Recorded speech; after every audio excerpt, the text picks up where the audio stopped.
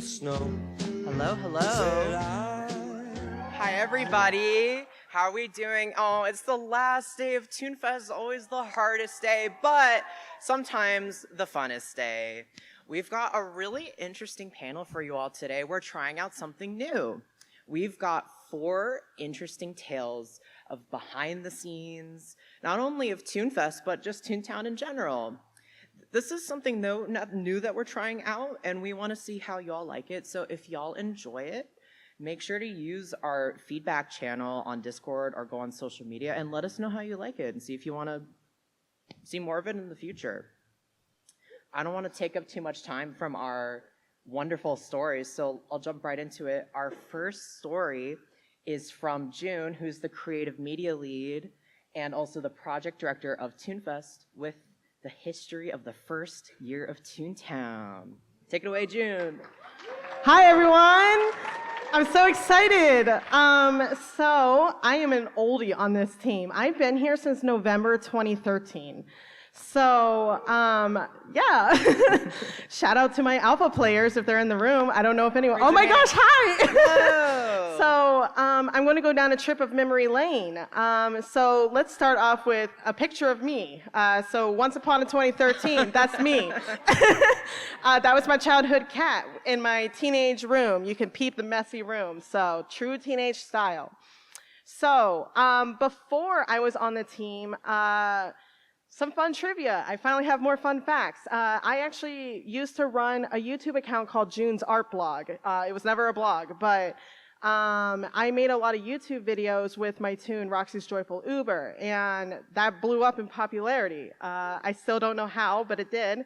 Did anyone here watch June's YouTube channel way back in the day? Oh my gosh, hi! I was definitely a middle schooler and high schooler doing that. And then also, I was on Toontown Hall, which was a forum website. Yes! And I ran a bunch of avatars. I made a bunch of avatar animated stuff for people back then. Yes! I'm so glad people remember that. Oh, really? That was a little bit of me before I delved into the world of Toontown Rewritten. So, how did I get on the team? Skype. Anyone remember Skype? Who remembers? Oh, yeah. Okay, so we're going to travel back to 2013. And so I actually came home from school one day. My friend Shai, she was in a call and she invited one of her friends. His name was Harv, and he was a Tech Ops member. No idea who this guy was. And so they were playing in the call, and I was so jealous because they were talking about playing. I was like, man, I wish I had an alpha key. And he slid into my DMs and goes, I'm a staff member. I can get you a key. And I was like, all right, cool. So he gave me an alpha key, and so this is going to be my fastest turnaround to getting on the team. November 10th is when I got my key. And so when he gave me the key, I immediately was like, can I join the team? I would love to be on the team. I do art. Hey. And he goes, I don't know if we need artists, but I know someone else. So he introduced me to Maya, who is our art lead, and she does a lot of texture art. I talked to Maya, and Maya gave me an art test, and she said I passed with flying colors, and I was on the team. Now, Toontown Rewritten, the way we communicated was not through Skype. A little bit through Skype, but let's go even further back for people who want to go down memory lane. IRC! So IRC stands for Internet Relay Chat. It's been around, gosh, very long time. I cannot give you a time frame. I'm very uneducated. I'm sorry. If you recognize this logo, you deserve a senior discount. So true. So Toontown Rewritten, we were about 15 to 20 people on the team. And it was mostly like teenagers ranging from 14 to 23. I like to imagine that the older like college students were like babysitting, quote unquote, the teenagers. Most of us who were like actually working on bringing the game back to life, most of us were like, I think 16. I was 16 for context. I am now 27. I already forgot my age. 27. I am 27. I got you. So just to give an idea that this was started by teenagers. We didn't know where this was going, but another quick fun fact, we used to have staff that were known as moral support. And those were basically friends. We didn't really have proper roles. It was mostly programmers and tech ops and like 3 artists. I was actually the 3rd artist to join the team. But some of the moral staff support like helped with support and moderation because we didn't really have those teams yet. And I'm so excited. Let's start showing some screenshots. I can't wait. So here's how exciting Alpha was. This was Alpha. What's happening there? So this was after I finished Jungle Vines. And Jungle Vines was so glitchy, and I think someone out there can correct me. I think this was the only game you could play on the trolley. So, and when you got out, it glitched, and it would do that. We didn't even have street signs yet. One of the cool things, well, probably not really cool, but because we were still reviving Toontown, Toontown Central was literally all you could do. It was the laggiest thing on earth. You could only talk to people, and we just did cheesy effects all the time in the playground before we did the Toon Council presidential elections. Yeah, so my role, this was my first role in working on this. So I actually textured some things for the first time. Obviously, art improves over the years, but I actually got to work a little bit on the election stand, which is not pictured, but I worked on Flippy's plane, and then I also worked on the election stand. So that was a really cool experience. And then during that time, we wanted to entertain people for a lot of reasons because we were like, well, we're really developing and this game looks very boring. So why not throw in Flippy's Pie Stand? So this was from April of 2014. There was a little Easter egg where if you see, I believe it's on my right, on your right, if you made an angry, like that angry face, he would like react like that. I don't know why, but some programmer put that in. And then we also had Slappy's Balloon, which was my favorite. Shout out to Noodles. I don't know why your name was popped up, but I had it. And so it was just a really cool experience. We were like really playing around with like what we could do, what skills we had. And then of course, Doomsday. Peep that FPS, if you can see it, 6.4. That is how laggy this event was. Like, it was so laggy, we could only do like, I think it was like 20 people could be in the district before it got full. And by full, I mean full. So in the moment when we were running the election event, Jeremy, aka JJ Coulthard, he was one of our other tech ops member. He, in a pinch, we ran out of districts, and people still kept somehow logging in. So he, in a pinch, he typed in 2 new districts, and he made a typo, and it says Skatek Summit, which is my favorite thing. And we memed about it internally forever, but it was like a spur of the moment. He was trying to type something quickly, typo, forever in the history books. After the elections ended, we ended up closing for beta. Yay! Yay! Any beta players in here? Okay. Okay. But are you guys closed beta players? Oh, there we go. Okay. Yeah. So this popped up for people after the elections ended. So we had a quick breather. So honestly, like for me, like this was like the whole election thing was like such an eye-opening experience. I thought I wanted to get into game art, and then I ended up going a different direction in my life, but that's another story. But it was really cool. And then we got to opening up closed beta. So this is actually the first screenshot that I took when we first launched. There's Joey saying we launched, and then there's a bunch of staff members, and then there's also non-staff members because alpha players could log into closed beta again. And if I remember correctly, we were able to give them some keys so they could get their friends to play closed beta. And of course, what better way to start closed beta than playlines? Oh yeah. This was not my idea. This was Jeremy's. I'm calling him out. So obviously playlines didn't affect me, so I'm so sorry for everyone who had to suffer that fate. But one fate I got to not suffer but enjoy was Bloomberg reached out to us. So this was when I felt like a popular star for a minute. The drawing that you saw at the beginning with that blue background and the clouds, that was actually something I drew specifically for Bloomberg. Unfortunately, the web archive deleted my name, but my name was there at one point. So that was a really cool experience. I also have some more screenshots from closed beta. So on the right, I kept seeing give beta key. Like, I remember give alpha key, but for some reason, beta key thing, like, blew up, and that became a whole meme in 2014. Because people, you had to have a key to get into closed beta before we had open beta. And then also, our tech ops team was really, like, into, like, spamming the system. So they typed "so broken" in there, so I have that screenshot. We were teenagers. We were pretty much acting our age in a sense. So thank you for letting us try our chance at growing up. And then because this was like May, we're entering summer. And what better way than to get very angry at the magnets?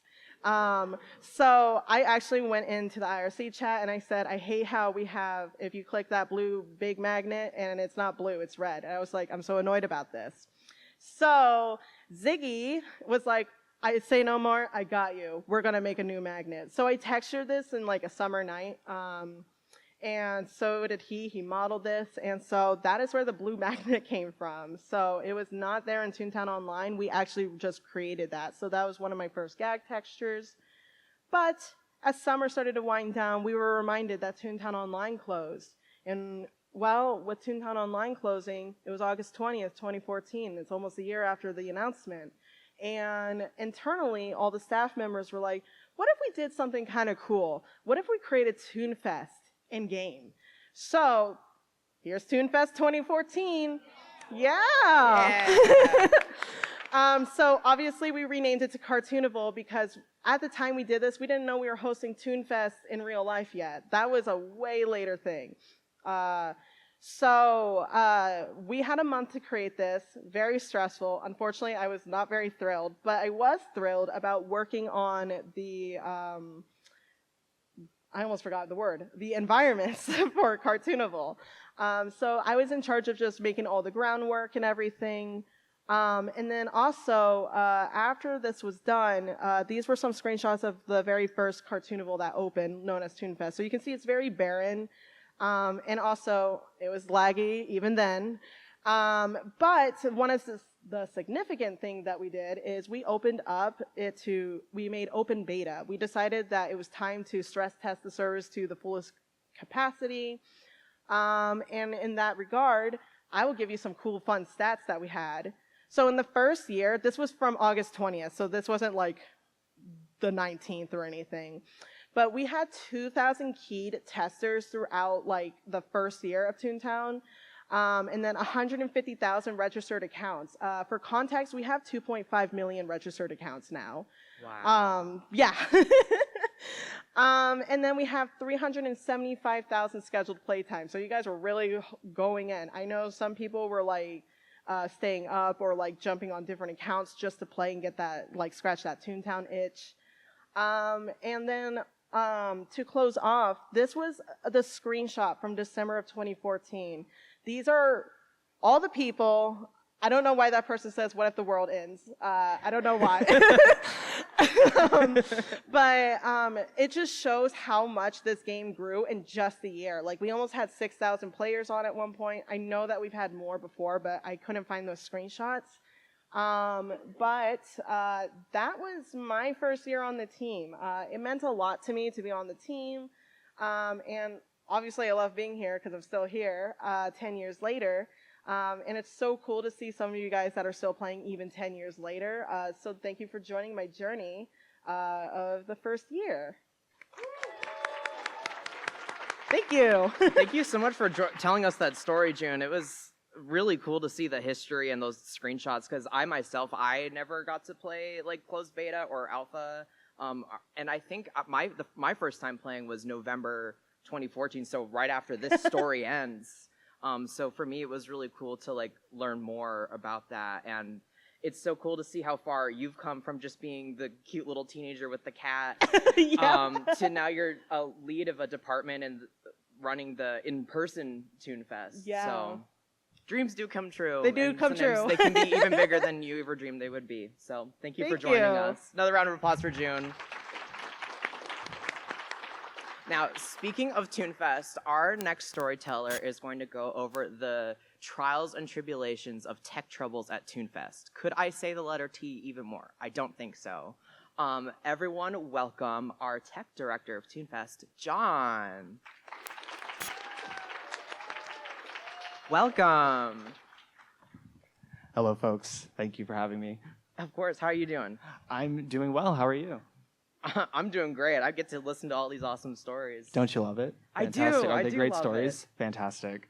So why don't you just jump right into the story and let these people know what the behind the scenes of tech is like for ToonFest? Oh, yes. So today we're going to be talking about the tantalizing tale of ToonFest tech troubles. You said, could you possibly add more T's? Yes, we can add more T's. Yeah. So this is about, ToonFest is a very unique event with very unique technical demands. And every year the tech demands increase. There's always more things that we want to do each year for ToonFest to improve the experience and also improve the at-home experience, the on-site experience, and all around that has many technical demands. So the great thing about ToonFest is that it's a very fulfilling thing to work on. ToonFest is very fulfilling because you see it as it's happening, but that creates a lot of also tension there because the stakes are a lot higher when everything is happening in real time. Going into ToonFest, the great fanfare, the stakes were fairly high for me. It was my first ToonFest as tech director on the team, and so this was a very new experience, but it was something that was kind of like a dream role for me, and so there was great excitement, but there was also a bit of anxiety because being a guest and also being on the team, I had witnessed the demands of ToonFest each year before that, and each year those demands become far greater than what they were. And OKC was no exception. It was actually one of the first ToonFests where there were a lot of changes to our technical setup versus previous years. One of the first major changes was in OKC. This was primarily involving the game stations that folks use to play the game on, to play Toontown on, because, isn't that one of the best things about, ToonFest is being able to play Toontown with your friends in person? And so, Who here went to the great fanfare, by the way? Oh, a lot of you. Oh, yes. Okay. A lot of Did any of you get to play on the game stations there? A lot of familiar faces here, definitely. It's great seeing repeat attenders every year. It's great seeing familiar faces each year. But the great thing about tech is that it's very fulfilling to work on, but it's also a very challenging task because they're very unique tasks. And as much as we love to believe that we are very technical toons with very high technical knowledge, we are not perfect, and we are never perfect. ToonFest is definitely the true test of our ability to troubleshoot in real time and get things done as quickly as possible so that we can get everything running smoothly. The ToonFest OKC was actually the first time that we were testing a lot of changes that we had not tested beforehand before showing up, which is kind of playing with fire there, because you think about like the setup time that we have to get things rolling before folks start coming into the booth, and trying to figure everything out in real time can be a significant challenge. We're kind of playing with fire because we set aside a certain amount of time to hope that we can get everything ready in time, but things don't always go great. I mean, we're confident that things will work, and that's all that we can really hope for. We were, some of the changes that we had made to our network involved, different, changing out different hardware, different equipment, software changes that we were assured would work, but we only had the assurance that they would work. We did not have tangible proof that they would work. We were just said, trust me, bro, they will work. And so, yeah, the trust me, bro moment, we were told. There was also some other changes in that regard, because previously this work had all been carried on by one of the original tech ops members of Toontown Rewritten, CFS Works, Sam, who was one of our first tech ops technical tunes, and for the first few years of ToonFest was sort of the individual that laid the groundwork for everything that we'd be doing up to this point on the technical side. As we've changed over the years, a lot of things have remained the same, and a lot of it still builds on the building blocks of what CFS Works had built for us. And so recent ToonFest CFS Works not being able to attend, this was something that my goal as ToonFest director, one of the major things was, how do we sort of streamline this process? And so instead of one person doing it, it's multiple people doing it, and how can we make it so that on setup we have minimal setup with minimal issues? But with different folks having different things that we all need to put it together, it creates some challenges. Using completely different hardware also creates issues as well. and setup can, it's something that we think is not going to take that long. But in the case of our network setup at OKC, we had a lot of challenges that we had to face because, there's the sort of component of working with GalaxyCon to have an internet drop for one thing, which is, it's easier said than done. Dealing with internet connections and convention centers is a very particular process. It's a lot of red tape involved in it, which I'm a Toon. I don't like red tape. I'm not a fan. So, yeah, then there's that whole process. And then there's the technical aspect. And trying to handle it all on the first day of setup required our entire focus between me and John A., which is our another tech ops member who was on site, and Hawkheart, who was also tech ops on site. This was using our entire combined brain power. We were putting our brains together, and it was a huge undertaking. But it's also sort of illustrates that despite being well seasoned in a lot of network infrastructure and setting up things like this, we do make pretty silly mistakes at times.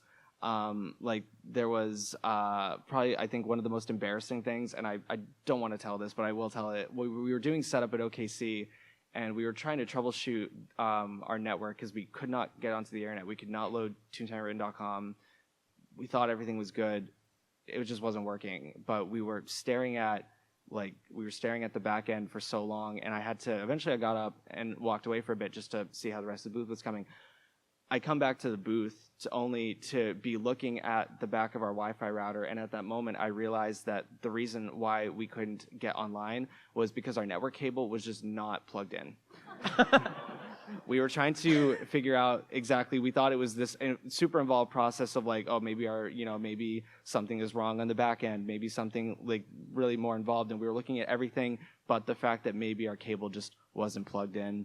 And so plug it in, things work, and I'm just like, and at that moment I'm like, well, you know what, am I really, are we that great? But also it's sort of, it brings into a perspective, how, sometimes we all have to deal with tech support at times, right? And it's like they're all, the first tech support question will be the simplest one. Is it plugged in? Is it plugged in? Yes. And it's because it happens to them the reason too. why we ask this question is because it is written in our own pain and suffering of us not plugging it in. So, you know what? It never hurts to check, but that is why we are always asking the question, did you plug it in? Because apparently I didn't plug it in. And this may or may not have happened more than once. We may have not had situations where we had guests come up to us and be like, the laptop stopped working, and I'm just like, I go up to the laptop, I check, and I'm just like, what's happening? What's going on with these things? And then I'm like, no, these look fine. And then I walk back, and someone tripped over the cable, and it right out, and there you go. And I'm like, oh, okay. So there's a lot of fun that comes with that.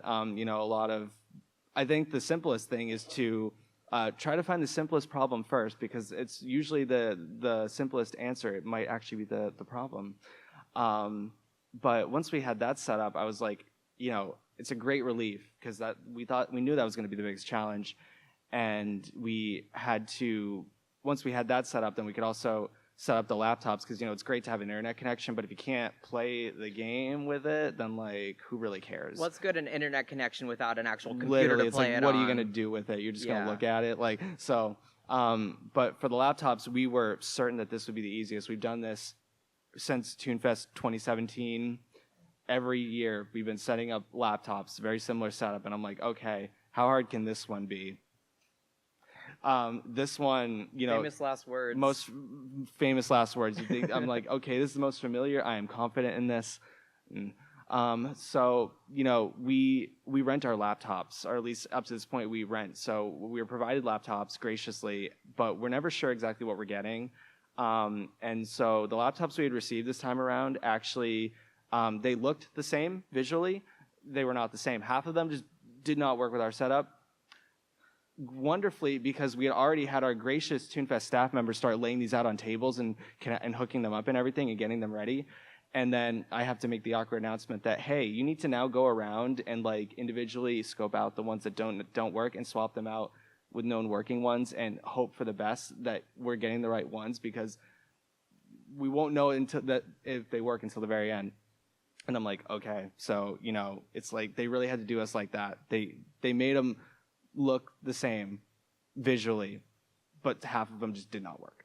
So this is why, for those of you who are at OKC, you might remember that initially when we opened the game stations, we're not immediately ready, because we were fighting with our laptops for our network, and then we were fighting with our laptops. I mean, they're not our laptops. I mean, not my laptops. I would never do that, right? Not mine. But then they worked. Then they worked. Yay. And, you know, everyone was playing the game finally, and we were so happy because everything from this point was pretty smooth. So we were pretty happy. We were having some difficulties, but at this point we were locked in. We were like, we got this. We're doing great. We're doing great. Everyone's playing. But we still had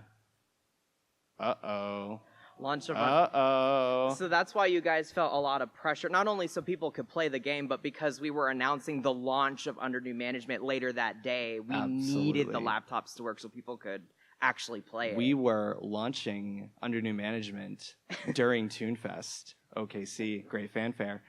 The folks of us who are helping make this update happen were on site at ToonFest, and so we had to wear multiple hats. Yikes. So at this point, we felt good about this because we had prepared for this. What could go wrong? Right, what could? So we realized fairly early on, and if you're wondering what this photo is, when we were at the Great Fanfare, we have, this was our team hotel that we stayed at. This was the lobby that we were living in outside the convention center, where we did most of our work.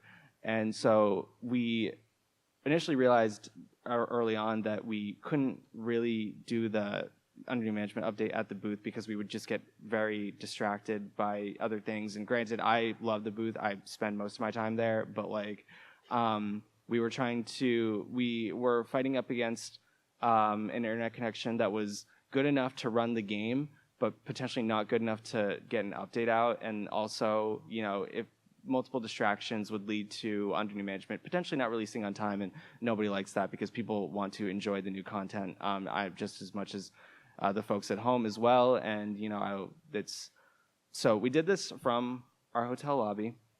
We handled the process for preparing this. A lot of this we actually did ahead of time, but we did the bulk of it at the hotel, and it was a few folks working on it on site, one of them being John A. Tech Ops, who was the Tech Ops, our wonderful Tech Ops tune on site, who was helping prepare this update.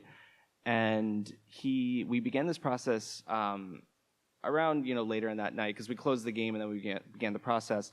But at this point, we were already running off of very little sleep. ToonFest is very infamous for sucking the sleep out of us because we can just never sleep. Because we're constantly doing things. I mean, the excitement, we just can't sleep with the excitement, right? It's like, it's ToonFest. Why would we? We're going to miss out. So by this point, we were already fairly tired. So John began the update process from his hotel room. And we began, and everything was looking good.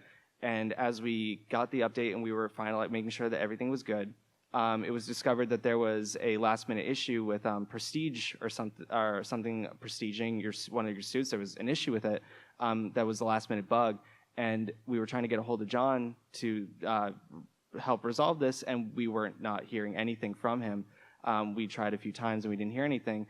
Eventually, what we discovered is that we had to have one of our staff members, who was actually sharing a hotel room with him.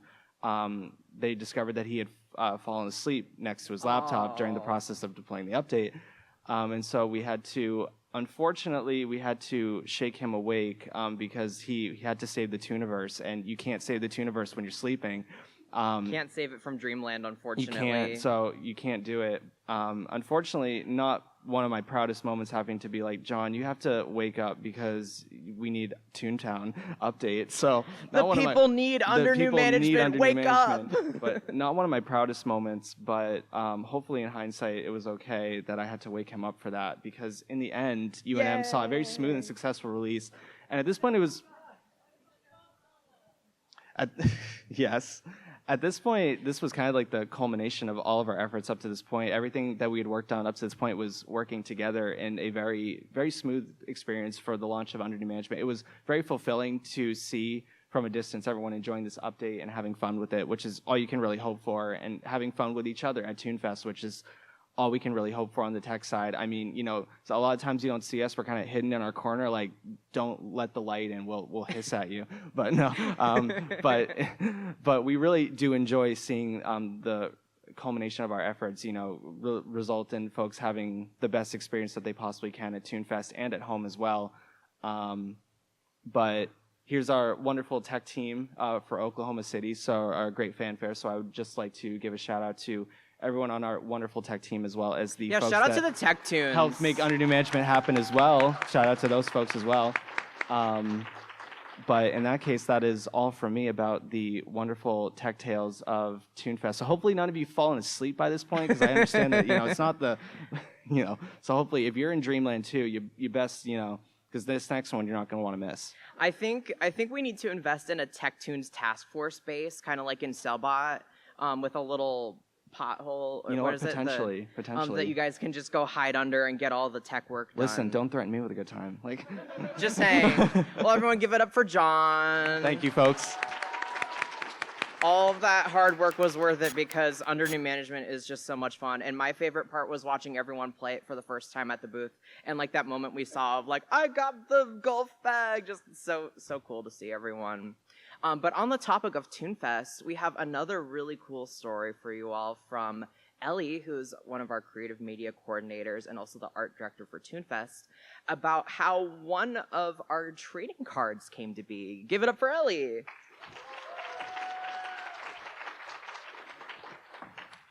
Hello, everyone. My name is Ellie. I'm the creative media coordinator and art director for ToonFest, and I am going to tell a story to you guys that I have wanted to tell you for many, many years, and I am very excited.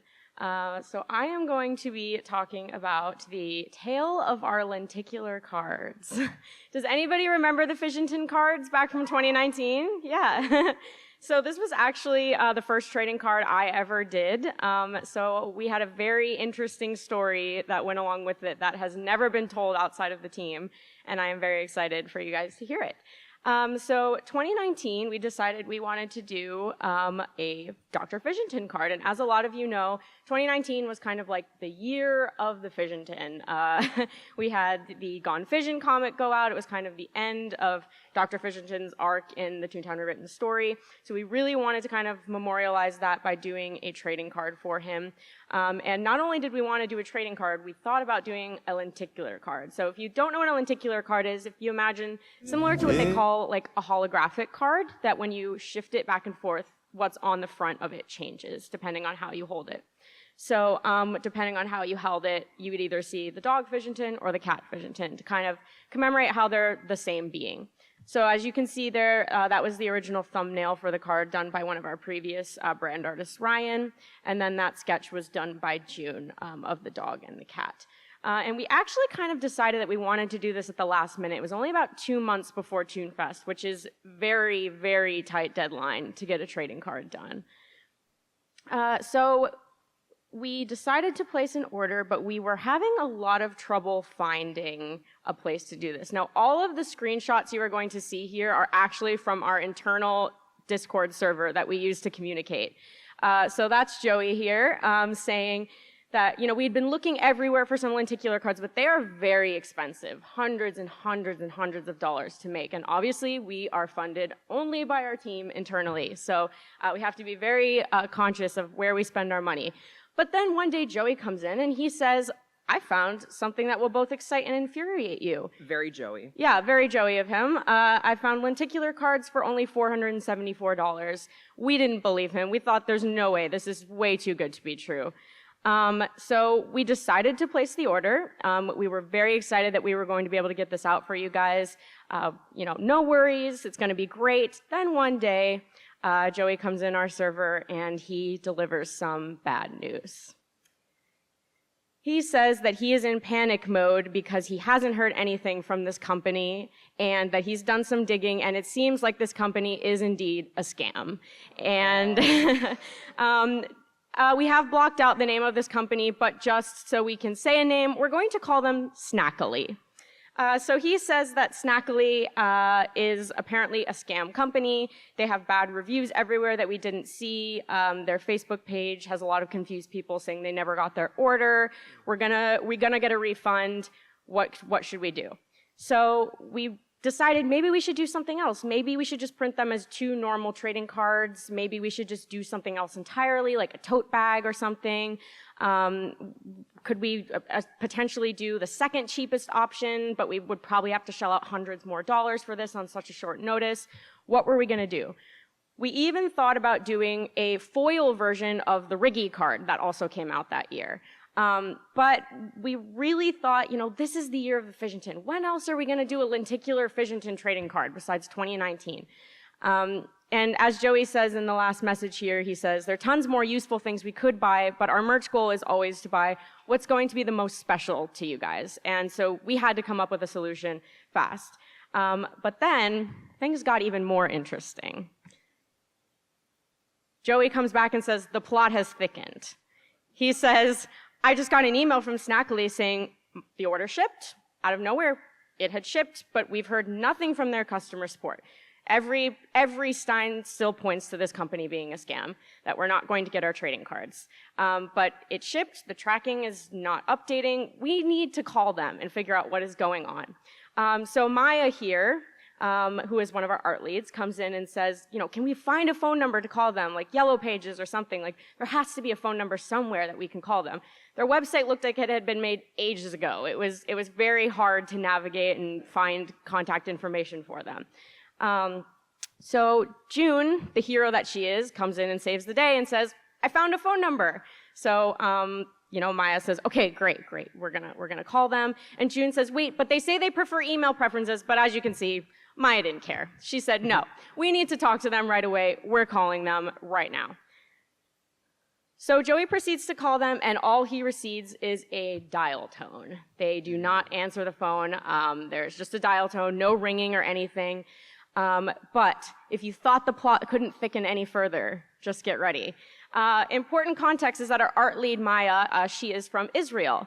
And we realized that this company was actually an Israeli company, which we did not know because everything on their website made it seem like they were an American company. If you don't know, this is a very common tactic among overseas companies. They make it seem like their product is coming from America, so more people will purchase it when it is actually coming from overseas. And we were able to find a parent company for them that was also very clearly from Israel. So, Joey said, why don't you just go pick them up, Maya? Just show up at their door and say, hey, we need our lenticular cards. What's going on? Knock, knock. So we thought, well, maybe we could find an Israeli phone number for them. If we found an American phone number, it gave us a dial tone. What if we dug even deeper and found an Israeli number to contact them at? He said, it's the weirdest experience I've ever had. And if you didn't think it could get even worse, the tracking showed that the package was going to Pittsburgh, Maryland, which does not exist. It was meant to be going to Pittsburgh, Pennsylvania, but it was going to an imaginary city that didn't exist. So it was getting even worse.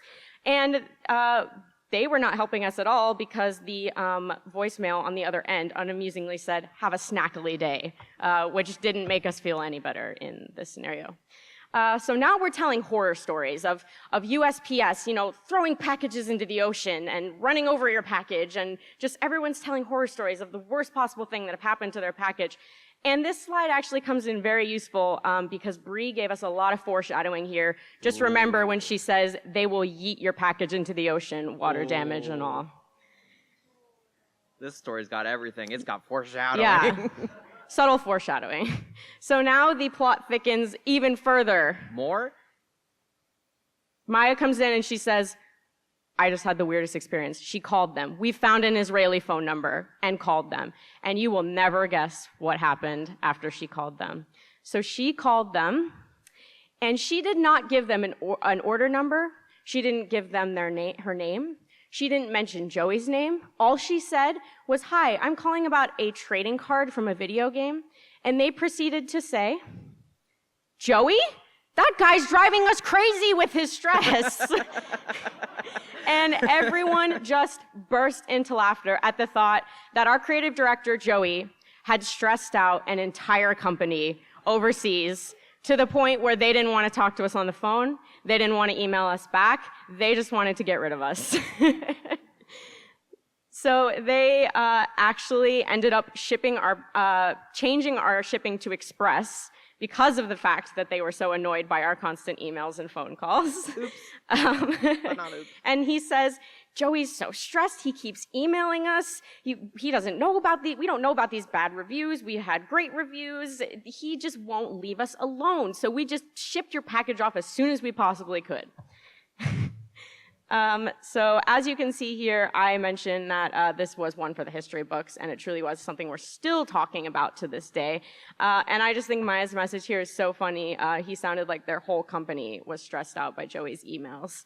He didn't even ask if I was related to Joey. He didn't ask for the order number. He just knew as soon as she answered the phone that this was about our creative director, Joey. And so everything seemed like it was going better now. We were gonna get these cards. The tracking was updating. They were on the way.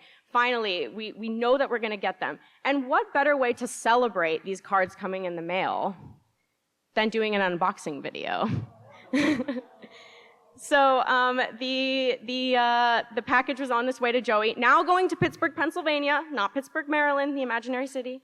So everyone was begging Joey to do this unboxing video, and Joey agrees. So the next video you're about to see is the actual unboxing video that Joey sent when he received the cards. Hey guys, Sir Max here. Here's my YouTube channel.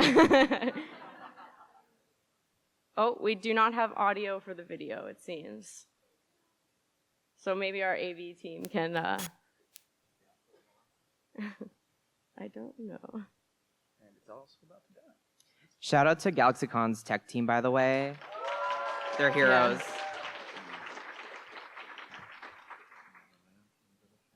The suspense is killing me. Just give us one moment. I promise you it'll be worth the wait. It is worth it. It's worth the wait. That's something. It will not let me move to the next slide with the arrow keys now. Come back. Shout out to our AV manager, Adam.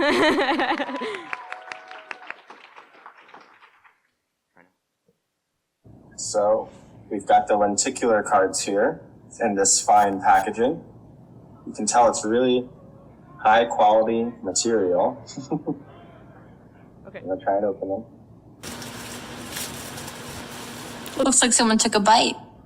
Yeah. I don't know what happens there. You can see the giant chunk out of the side This of the part of the package. box is wet, so that's nice. I guess that's water damage there. Moist. See how easily it rips that open. pulled back real easy. All right. So far, so good. They look like the right size. Yeah, they're the right size.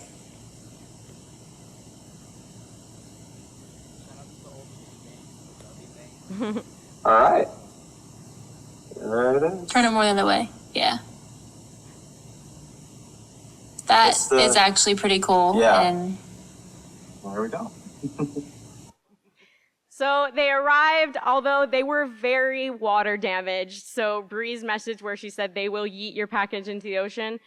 Shout out to the postal system for that. They were soaking wet, and something that you guys might not have known is that before ToonFest 2019, we actually sat down and we sorted through every single one of those cards, picking out the ones with the worst water damage, because we wanted to get you guys the best of the best. But they arrived, and we were so happy to do this for you guys and that you guys love them. And I think the moral of the story is just have a snackly day, indeed. And I just one more surprise before we finish this story for you guys. We actually retired the Fidgeton card a couple years ago because we ran out of them. We only printed a certain amount. But as a surprise for you guys today, you're all leaving here with a Fidgeton card today.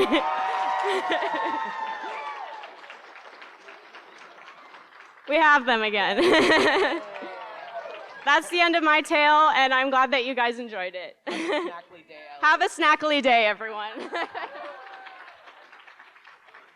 so much. Shout out to Ellie. Oh, I think, is my mic on? Can you guys hear me? Yeah, hello. Hi. That was so interesting to me. That story had everything. It had stakes, it had tension, it had foreshadowing, and it even had an unboxing video. So what else could you possibly want? We have one last story from you. It's a little bit different from the others.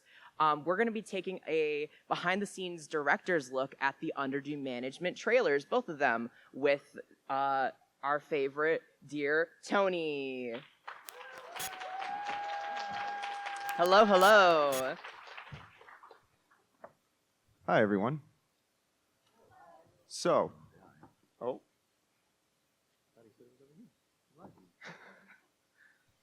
All right. So, yeah, I hope everyone's having a good time. For my section of the ToonTales, I'm going to be pretty much giving a commentary over both of the Underdue Management trailers and just some of the fun things that happened while making it, and some fun facts that you'll be able to find out about them that isn't really obvious. So without further ado, we're going to get started with the first video. And before I start it, I do want to give one quick fun fact. We based the reveal trailer that we played in MomoCon based off of the original Toontown Online COG news.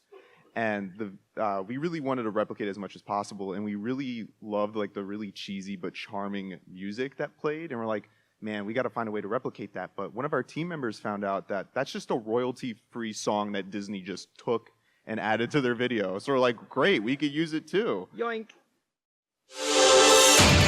This just-in, latest footage shows despicably happy Toons committing heinous acts of tomfoolery, magnetism, and comedy in... So I'm going to be pausing a lot. Forgive me if you're here just to enjoy the vibe. That's not it. Sorry. Go to our YouTube afterwards if you've never seen these before and give them both a watch. But we're going to be pausing this a lot. Yeah. I just want to say that every tune you're going to be seeing here is either a staff tune just to give appreciation to our volunteers, but also it could be like Toon Troopers and Resistance Rangers, which are canonical members of the story. So that's just something cool to keep an eye out on. And I do want to give a shout out to one of these. The one on the far right is actually our creative media coordinator, August, who wrote the script for these trailers, which I thought was a really good way to pay homage, but that's not actually him. I was like, August, hey, do you want to be in our video? You'd be a great cameo. And he's like, I can't show up. And I'm like, I got you. You're an invisible Toon, right? So I went invisible, put on all his clothes, and just went into the video. Did you break into his house to get his clothes? I did. I broke into his house. Broad daylight, leaving COG headquarters. Ooh, actually, another quick one. There's a lot of great improv in this video, and I want to give an amazing shout out to our video editor who did this, incredibly talented Pablo, aka Catomatic, who did all of this, and he really deserves a round of applause for all the hard work he's done. And just one of the great things that showcases amazing talent is when we recorded this, the CJ does like a random slap, and we're like, oh, we didn't want that when recording. But Pablo's like, no, we could do something fun. What if like the camera zooms in, and it looks like he's slapping the camera out and hurting a cog, and that's what we added. So that wasn't planned at all? No, it wasn't planned at all. It's just the great talent of Pablo. Wow. In shambles.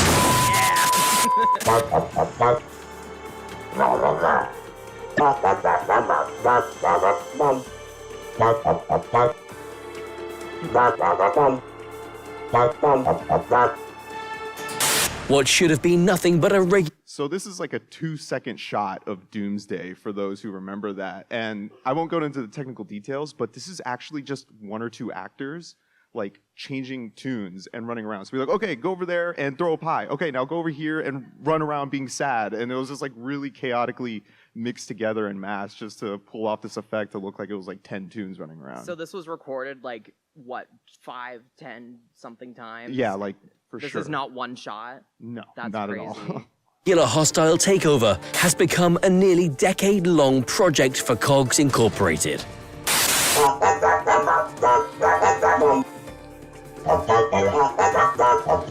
So I do want to give a quick notice about the voice actor you're hearing. The original Toon News, or COG News, excuse me, video had a British voice announcer. And we're like, oh, we want to keep that in theme and get a British person to pretty much voice it. And we were like, let's just get a British team member to voice over it.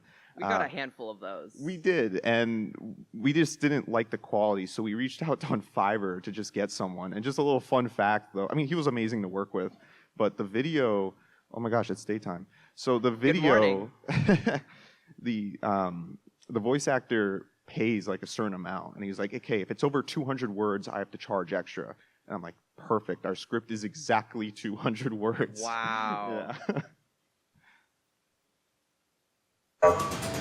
The new management shakeup just announced by the chief executive officer has cogs spinning across the... Okay, so this is a really fun one about improv again.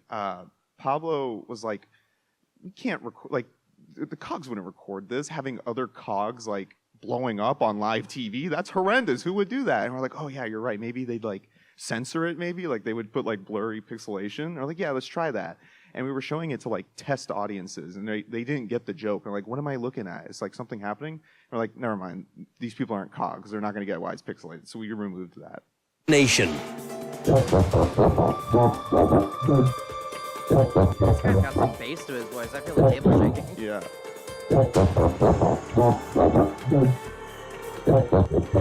He's such a hypocrite, too. In a world filled with joy, laughter, and jokes, the situation has left some cogs wondering.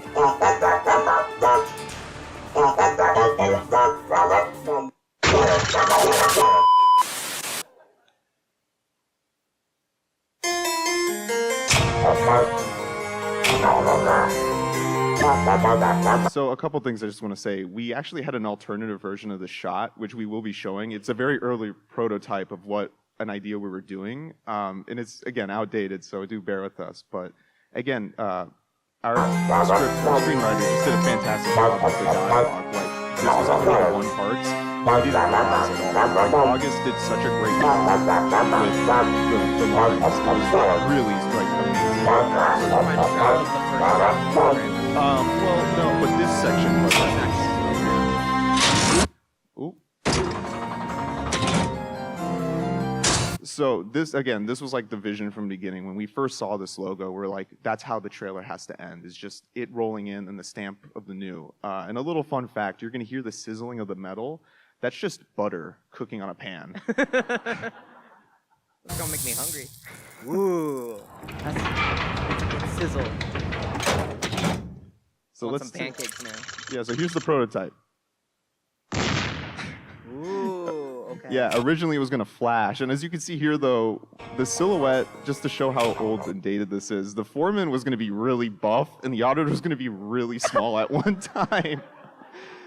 Yeah, and look how tall the club president is. What's yeah, up I with didn't even that? notice that. Hello. All right, so we got one more video to show, and that's the release trailer that I'll be doing a commentary over. Let's get into it. Oh, good night. Oh, it's nighttime now.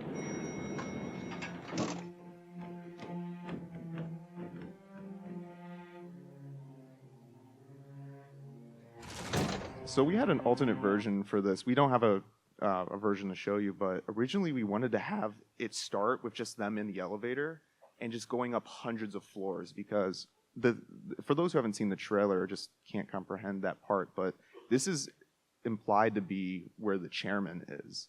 And so we think he would have a really tall building of some kind. So they would be going up hundreds and hundreds and hundreds of floors to get to him. And we wanted to show that chaos of like it shaking, the lights flickering, but it was just too much scope and we never got around to it. Now, for that moment, what you hear is the chairman. And this is a very significant moment in like our universe, because this is the first time the chairman's ever really seen in a video or heard.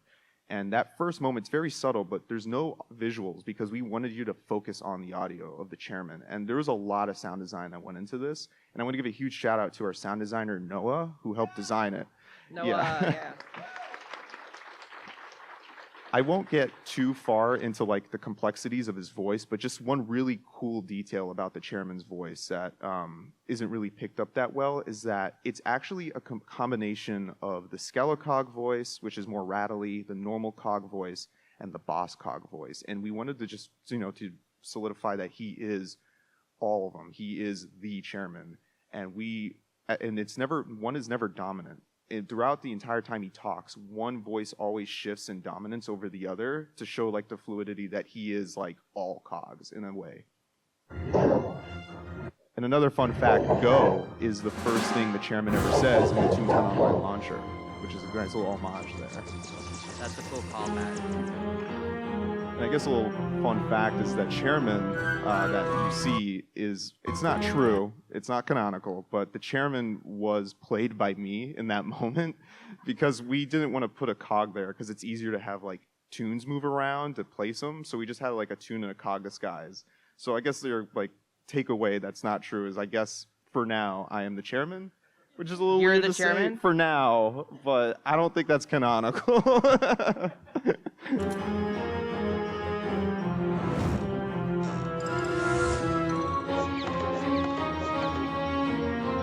You're gonna see one slide here. Yeah, that one. It's just so well timed, and we gave him the title Slip Boy, like in the server as a nickname.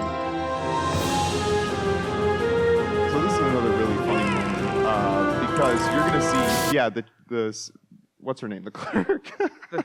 The clerk does an attack on one of the tunes, which is actually Gigi, which is our at-home director for ToonFest, which is pretty cool. Yeah, shout out. Yeah, shout out to Gigi. Yeah. And while she's getting hit, it was like, well, the clerk only hit one of the tunes, so the other tunes got to react to make it look like they're also getting hit. So that's not like scripted. Both those tunes just did the cringe emote at the exact same time. And the actor on the left, John A., we gave him like an honorary title in the server for like a month that just said like, achieved a frame perfect cringe, and it was like really good. And another fun fact, the tune on the right is actually DJ, aka Sir Snoikers, who is our audio director for Under New Management, and they also composed the music you're hearing here, which is a rendition of Paint It Black, but also they orchestrated the clerk music, so we thought it was really fitting to put their tune here. My battery's running low. Hurry! Ooh, okay, so you can't unhear it when you see it, but this was completely coincidence where the club president wiggles her fingers to summon the cogs, perfectly in sync to the piano playing. Like it is so mind blowing. You guys didn't plan that? No, we didn't plan that. So when that happened, we're like, we need to keep that pacing there.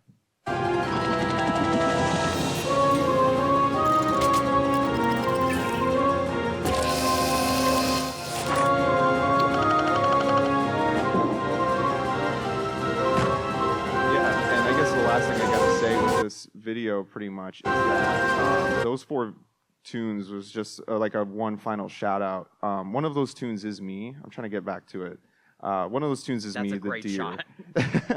But the other 3 are just a big thanks to so many team members put so much heart and soul into this, and we couldn't fit 100 tunes into the shot. But the one on the far left is Lost Hero, aka Mike, our art director for Under New Management. The mouse is Gabe C., aka Scalimer, who is our project director for Under New Management. And then the one on the far right is Choopy, one of our artists on the team, who did all of the status effects that you see. Yeah, that is pretty much all I have to say in terms of commentary on these 2 videos. Wow. I'm always enamored by the stinger at the end, the like effect. And, I remember that it was really fun to work on it because my papa was telling me, but it always blows me away. Yeah, that part. Chills. Yeah. Both trailers are so great. Was anyone here when we revealed either of these trailers? Such a cool moment, right? Well, that was a really cool, like, behind-the-scenes look at both of those, and I hope y'all enjoyed it as much as I did, because I eat this kind of stuff up. I think that just about does it for our ToonTales, so can we get a big round of applause for our storytellers? So that was our last panel for ToonFest, but ToonFest is not over yet. We've got so much more stuff coming. We've got the scavenger hunt at 3, which if you're at home watching, you can play along too. More details to come. And then, of course, to close out the event at the booth at, 5:30, I think? I believe so. Double check me on that. We have the great Toontown Pie Toss, and you can pie Tony. Among other people, so make sure you're there at the booth, not outside in the cold this time. We'll see you all there. Have a great time, everybody.